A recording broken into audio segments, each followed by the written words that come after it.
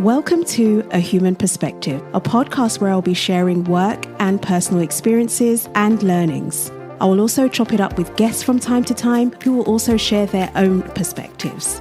I can't promise everything you hear on this podcast will always be right, but I can promise to always give you a human perspective. My name is Lola Oguntoken, and I'm your host. Let's go. On this week's episode of A Human Perspective, we have Malvina EL-Sayegh, who is Director of Sales Enablement at Reach Desk. Welcome to this episode, Malvina. Hi, Lola. Thank you so much for having me on. I'm really excited that you invited me to your podcast. And I'm very excited that you've joined. I've been wanting to get you on for ages, so thank you so much for making the time. So I think a good place to start would be to get a little bit of background about you and what on earth is sales enablement? Oh my gosh, that's a very loaded question. So I'm currently the Director of Sales Enablement at Reach Desk, which, selfish plug, is a direct mail and gifting platform. But really, the way that I got into enablement, and I think you will find this with any kind of enablement leaders that you speak to, is it's almost like enablement finds you. And with me, my journey really began in the big corporate environment where I've done almost every possible sales role under the sun. And then there came this point where I was actually approached to join the enablement team. At first, I was like, well, what is enablement? Is it just training? Am I just going to be teaching people all day? And I think really it was at that time that I was introduced to enablement, and I did fall in love with it. I think enablement really combines training. Yes, you have to like training. You have to like talking to people. You have to like talking to people a lot. But it's training, it's processes, and ultimately it's that entire toolkit that the sales team needs in order to be successful. You're really monitoring the front lines. You're hearing what's happening. You're hearing what's working, what's not working so well. And then on the back of that, really being proactive in making suggestions as to what can we do better? What do the guys, gals, girls need to close the deals, to build those meaningful relationships with customers? So I think it's really looking at it really holistically. It's not just training, it's not just process, it's always a mixture of all those elements. And you really work closely with other departments. Obviously, you're talking with the sales leaders, you're talking with the sales individuals, but you're also talking very much to product, you're talking to marketing, you're understanding what they're working on and ultimately how it will impact the sellers. So it's almost like a communication bridge at some point. And it sounds like, sales enablement is something that is continuous. There's definitely a beginning, but there's no end. It's something where from day one, sales enablement starts to take action, but there's this ongoing building of employees and their knowledge. Yeah, absolutely. And I think many people think, oh, well, enablement is just when someone's onboarding, right? It's the first 3 to 6 months of their career. And yes, enablement plays a big role in onboarding because obviously we want to set people up for success. But let's face it, onboarding doesn't stop 3 months in. It doesn't stop 6 months in. It's a continuous process throughout someone's entire career, right? You're looking at ways in which you can upskill them. You're looking at ways in which you can help them. You're making sure that what they learned in those first 2-3 months is actually sticking 8-9 months down the road. And every enablement professional will tell you, but we taught them all this. We showed them all. Showed them how to do it in week 2. So why don't they remember, when they're actually ready to start selling and having conversations with customers, right? And that's the piece around micro-learning as well that enablement has to bear in mind, that it's not just put it all in the beginning, pray that they remember, and that's it. It's definitely a continuous process. I'm sure you've seen onboarding work and happen in so many ways, different shapes and forms. And just as you've mentioned, onboarding isn't just the first week of starting at a business. It's a continuous journey. Why is onboarding important? Research shows that if you give someone or someone has a really poor onboarding and they're not set up for success, they're actually very likely to leave the company within the first 6 months. It's setting up the individuals for success. It's instilling best practices. It's giving them the tools, processes, teaching them the way so that they can be successful. It's very difficult to join any organization and on day one be ready and expected to go because there's still such a big learning curve when someone joins. You're starting from scratch. What might have worked in another company might not work here. And what the process was somewhere else might not be the process here. So you want to set people up for success. And I don't think you can do that without onboarding. And if you don't have an enablement team or, a solo enablement practitioner in the organization, typically who's doing the onboarding? Well, it's going to be a mixture of potentially HR-led sessions. And then it's going to be a mixture of sessions with your sales manager or with your VP of sales. And then there's going to be a lot of shadowing, right? You're going to be shadowing calls. You're going to be shadowing meetings. I have a love and hate relationship with shadowing. I think it's great, but you can pick up also the negative things that the organization might not want you to pick up, right? But you don't know any better because that's what this person does. So I'm going to do the same. So having that solid onboarding program in place allows you to build those solid foundations from day one. What must happen in those first 2 weeks? If someone's laptop is not working on their first day, that's a problem. From that moment, they feel disconnected. What you do day 2 and 3 is even more important. What needs to happen firstly day 1? And then what would you say must also happen first 2 weeks? Yeah, that's a great question. I think the first 2 weeks, and I know this from experience, and you know it from experience, right? You want to meet the people that you're going to be working with. You want to have an overview of what everyone does. But the first 2 weeks, in my opinion, are not the time to go deep in. You want that surface level information so you feel comfortable, you understand who does what, you know where to go for help. And then maybe end of week 2, beginning of week 3, that's when you're going to be doing a deep dive. And what a lot of companies will do is you'll join on week 1 and the first thing is, well, we got to tell you everything that the product does. Straight away. Absolutely. Straight away. Yeah. Right? And why that becomes so disjointed is because you don't have context. You don't understand who are the customers or who that ideal customer profile is. What is the problem and challenge we're solving? Why is what we're doing important? And instead, you're starting off from the product, and then it becomes a little bit disjointed because you don't know how to marry the two together. What's the problem? What are we solving? What are we aiming to achieve? And then the product. And to your point, yes, having access to systems, making sure your laptops work, making sure you're in the correct Slack channels, making sure you're meeting the team, some one-on-one time with your manager. You know who to go to for help. You feel comfortable with the basics. Day 1 and day 2 is about the basics. If I ask you, do you remember your first week in any companies that you've been, you'll probably be like, not sure. Yeah, literally, I'm like, ooh. What have you learned in week 1 and 2? Ooh, great question. I also don't remember. Yeah.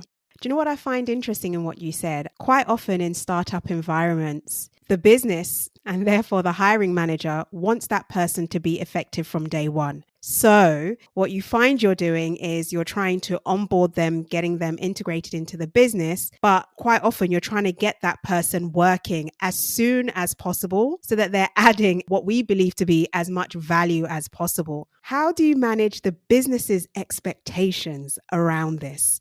If you start working immediately from day 1 without understanding the basics, by the time we get to the 6-month mark, it is so difficult to unwind learnings that maybe are incorrect, processes that are incorrect, just a general misunderstanding about the product and our customers. It's very difficult to course correct 6 months down the line. So that first month, you want to set them up on that right path. You want to make sure you have all the basics covered so that if we are making mistakes, and mistakes happen all the time, they're not the basics, right? You don't want your sellers making basic mistakes 6 months down the line. And that's why having that solid foundation in the beginning is so important. If we're hiring new AEs or new sellers into the company, they will not have a customer meeting until they pass our certification. So we certify every person that joins. And yes, you will have people who join and they're like, great, I'm ready to go first week. And I'm like, okay, love the ambition, love the aspiration. Let's aim for end of week 2. Right? Because I know that first week is almost a cross off. Second week, we can start slowly diving into it. And if you're ready, we can do it by end of week 2. But you're not going to be customer ready really until you pass this certification and you demonstrate that you have a good understanding of what the sales process looks like, what is expected of you at each stage. You demonstrate, I'm not saying you're going to be an expert in the product by week 3, but you're at least very comfortable with it. And if you don't know something, you know where to go to find that information out. Onboarding is not only down to sales enablement. The managers, the hiring managers, the etc., the VPs, they also have a responsibility. I would even go as far as to say it's more on them than anyone else. They should care more and they should invest more. This is what's going to determine the success of the people within their business unit. So what do you think managers can do more? What do you think they can do more of in order to ensure that people are actually onboarded successfully and onboarded continuously successfully? Number one, and this is so important, this is the key, make time. Make time in your, because if you don't make time and you don't make it a conscious effort, you will realize that you never have time.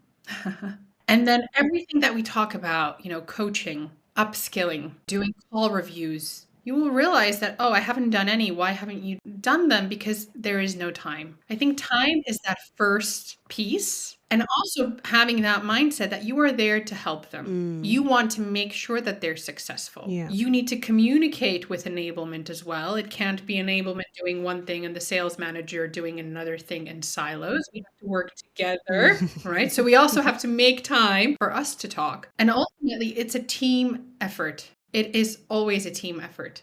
Does every business need a sales enablement team? And if so, why? Ooh, that is such a good question. I think especially if we look at the current environment, and I think Lola, you did a post a few weeks ago. I can't remember what the company was, raised, a huge round of funding, and then made a lot of people redundant. Yeah. And if I look on my LinkedIn, I see a lot of enablement leaders that in the current climate have been made redundant, right? Yeah. Which is scary. But what I think a lot of these organizations maybe don't realize is that actually when there is a downturn, this is the time when you need to upskill the workforce that you have, the people that you have. You need to make sure that you have the right foundations in place because, hey, we're going to get out of this and then we're going to be back, to hiring. And if we don't have the basics right, what happens when things go up and we realize, okay, we've hired a lot, but all of our processes are all over the place. No one has been upskilled. There is no training program, no onboarding program in place. Oh, then we need enablement again. And if you don't have enablement, who's doing that job? The truth of it is in many early stage startups, if you don't have enablement, it's really the sales manager or the VP of sales doing both jobs. Yeah. Right? They're going to be hiring, they're going to be selling, they're going to be meeting with customers, they're going to be building out playbooks, they're going to be putting together the processes, they're going to be implementing the tools. They're going to be doing that by themselves. Somehow the job gets done, or people try to make sure that it gets done, right? Yeah. But especially in the current climate, you need to make sure that those foundations are right and that you continue upskilling the people that you have so that when you come out of it, you come out of it stronger. I 100% agree with you. I think one of the mistakes that a lot of these companies are making for whatever reason is they keep on thinking they can solve issues with more people. And actually, if you work on the people that you do have to increase their efficiency, to increase their knowledge, their impact, then you don't need so many people. The fact that you need so many people in this day and age of automation, I think actually is a reflection of, your business is highly inefficient. There's something else going on. So I completely agree. I think continuing to invest in the people that you have through sales enablement is so important. It's actually even more important in those instances. So I completely agree with you. I think they're going the wrong way. They are cutting off bits that they feel are the easy bits to cut off, but actually they're not really thinking about it. Yeah, absolutely. Right. I think, it's very easy for talent enablement to be seen as a call center because they're not bringing the revenue, right? They're not closing the deals. Yeah. And I think enablement has to be looked at in a different way because, yes, we're not the ones on the front line closing the deals, but we're enabling the people that are doing that to do it well. Absolutely. I'm seeing enablement becoming its own force. I'm seeing enablement grow. I'm seeing people with sales enablement or commercial enablement job titles more and more. Maybe it's because I'm more conscious of the role now. I'm not sure, but I definitely see this momentum building. But you tend to find that sales enablement has been much more popular within very large corporate organizations. And now startups, scale ups are beginning to see the value in that. And I don't know whether that's because these companies are hiring people from these larger spaces. And so that knowledge is now coming through. But I do see this shift happening. I think the same thing happened with startups, where a lot of startups didn't feel they needed a people function until there were 100 people or so. Now, many startups, that's one of their first hires because they understand the importance of getting those fundamentals in early. And I feel that that's happening with sales enablement as well. But what do you feel the future of sales enablement is, particularly within the environments and the spaces where sales enablement is actually valued and beginning to be understood? Because I feel sales enablement itself is still growing. The future for enablement for me is all about efficiency. I think that's going to be key. We're bringing on so much new technology. Technology is evolving every single day, right? You go online, a new startup, a new product, a new idea. And a lot of these companies, we're purchasing all these different products, but it's how can we be more efficient with the people that we have, building out their skill sets, but also on the technology side, how do we use the tech that we have in a very efficient way? We hear a lot of talk about AI, and AI is going to take over the roles of salespeople. I don't think that's true. I think AI is going to take away the tasks that we don't want to do anyway, like updating the CRM and putting in our meeting notes. The basics, yeah. The basics, right? But I think you're still going to need that human element. Absolutely. All of it. So I think for enablement, it's really how can we continue being efficient? How can we be efficient with the resources that we have, with the tools that we have? Absolutely. All right. Well, thank you so much, Malvina. You've been a fantastic guest. I think our listeners have learned so much. But again, thank you so much for joining us and for joining me on A Human Perspective. Really appreciate it. Thank you so much, Lola, for having me on.